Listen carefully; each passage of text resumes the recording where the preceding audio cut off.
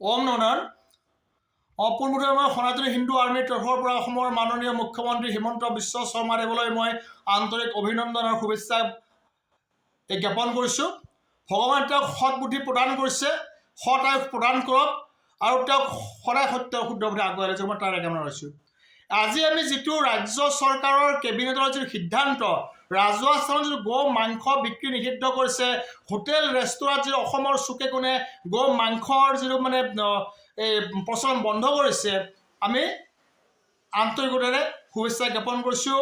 এনেকুৱা ধৰণৰ আৰু এখন কঠোৰ আইন আনক, যিখন আইনৰ জৰিয়তে আপোনালোকৰ যিটো প্ৰশাসনিক ব্যৱস্থা আছে, সেই প্ৰশাসনিক বিষয়াসকলে যাতে কঠোৰভাৱে দমন কৰিব পাৰে এই গো মাংস বিক্ৰী কৰাসকলক, গো হত্যাকাৰীসকলক, গো বধ কৰাসকলক। এটা কথা হৈছে, মই এইখিনিতে মই ক'বলৈ গৈছোঁ অসমৰ মাননীয় মুখ্যমন্ত্ৰীৰ সকলো মন্ত্ৰী বিষয়াসকলক, আৰু বিশেষকৈ মই প্ৰশাসনিক এই বিষয়াসকলক মই ক'বলৈ গৈছোঁ, মই আন্তৰিকতা আপোনালোকৰ ওচৰত মই অনুৰোধ জনাইছোঁ সনাতনী হিন্দু আৰ্মীৰ তৰফৰ পৰা এজন সন্ত হিচাপে, যিখন অসম চৰকাৰে ইয়াৰ আগতে যিটো গো বিক্ৰীৰ ক্ষেত্ৰত যিটো নিষেধাজ্ঞা আৰোপ কৰিছিলে, যিটো পশুধন বিক্ৰীৰ ক্ষেত্ৰত যিটো হেৰি কৰিছিলে যে গো হত্যা কৰিব নোৱাৰে, হেৰি কৰিব, সেইখিনি সময়ত অসমৰ অলিয়ে গলিয়ে বিভিন্ন ঠাইত অবৈধভাৱে গো পশুধন হত্যা কৰিছিলে, গো মাতা নন্দী বাবাক হত্যা কৰি বিক্ৰী কৰা হৈছিলে। ইয়াৰ আমাৰ লগত তথ্য আছে। বিনা তথ্যত সনাতনী হিন্দু আৰ্মীয়ে কেতিয়াও কথা নকয়। এজন সন্ত হিচাপে মই নিজে গৰু লৈ যোৱা অৱস্থাত অবৈধভাৱে গৰু লৈ গৈছিলে গাড়ীত, মই উলুবাৰীত মই গাড়ী ধৰি মই পল্টন বজাৰ থানাটো মই গতাই দিছিলোঁ। তেওঁলোকৰ লগত কোনো নথি পত্ৰ নাছিলে। কথা হৈছে, এনেকুৱা অসমৰ অলিয়ে গলিয়ে, চহৰে নগৰে, গাঁৱে ভূঞে অবৈধভাৱে গৰু ভৰ্তি ট্ৰাক কেনেকৈ লৈ আহিব পাৰে? এখন আইন প্ৰণয়ন কৰা হোৱাৰ পিছত কিয় সনাতনী হিন্দু যোদ্ধাসকলে, কিয় আৰক্ষীসকলক বা প্ৰশাসনিক বিষয়াসকলক দেখুৱাই দিব লাগে, সেয়া এটা ডাঙৰ কথা। এতিয়া আপোনালোকে এটা সিদ্ধান্ত লৈছে, খুব আন্তৰিকতা আমি শুভেচ্ছা জ্ঞাপন কৰিছোঁ। এয়া এখন বগা কাগজত কলা চিয়াৰে সিদ্ধান্ত ল'লে নহ'ব।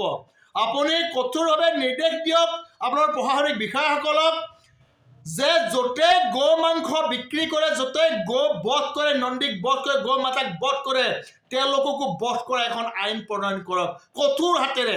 তেতিয়াহে এই আইনখন ফলপ্ৰসূ হ'ব যেন আমাৰ অনুভৱ হয়। নহ'লে এনেকুৱা ধৰণৰ আইন, এনেকুৱা ধৰণৰ সংবিধানৰ দফা বহুত আছে, চোৰে চোৰ কৰি লৈ যায়, যেনে গৃহস্থই চোৰক কিলাই, সেই চোৰো কেতিয়াবা জেল হাজতলৈ যাব লগা হয়। কিয় চোৰক মাৰিলে, কিয় চোৰক মাৰিব লগা হ'ল, এনেকুৱা আমি শুনিবলৈ পাইছোঁ। বা আমি যেতিয়া পশুধনবিলাক আমি ধৰিছিলোঁ, গাড়ীবিলাক ধৰিছিলোঁ, আমি বিভিন্ন ধৰণৰ প্ৰশ্ন আমি সন্মুখীন হৈছিলোঁ সেইসকল আৰক্ষী বিষয়াসকলৰ পৰা। মই সকলো আৰক্ষী বিষয়াৰ কথা মই ক'বলৈ জনাই, যিবিলাক আমি পাইছিলোঁ, তেওঁলোকে কৈছে আপোনালোকে কিয় ধৰিব, আপোনাৰ ধৰা অধিকাৰ ক'ত পালে, আমাক এনেকুৱা ধৰণৰ বিভিন্ন ধৰণৰ প্ৰশ্ন কৰি ব্যতিব্যস্ত কৰে।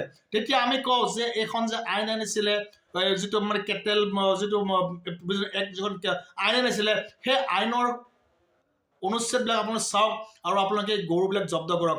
খানকা ৰোডৰ দৰে, হাতীগাঁও খানকা ৰোডৰ 4 ঠাইত আমি গো মাংস দোকান আমি বন্ধ কৰিবলৈ আমি সক্ষম হৈছোঁ। কিন্তু তাৰ পিছতো অবৈধভাৱে গো মাতৃ নন্দী বাবাক হত্যা কৰা হৈছিলে। সেই আইনখন হোৱাৰ পিছতো এতিয়া যে এই আইনখন হোৱাৰ পিছত ইমানো উৎসাহিত হ'ব নালাগে সনাতনীসকলে, যে যদি প্ৰশাসনিক বিষয়াসকলে কঠোৰভাৱে তেওঁলোকে সিদ্ধান্ত নলয়, তেতিয়ালৈকে এই আইনখন সেই সিদ্ধান্ত হৈয়ে ৰ'ব। জয় শ্ৰীৰাম, জয় হিন্দ ৰাষ্ট্ৰ। ইয়াৰ লগতে মই অসমৰ মাননীয় মুখ্যমন্ত্ৰীক পুনৰ মই শুভেচ্ছা জ্ঞাপন কৰিছোঁ।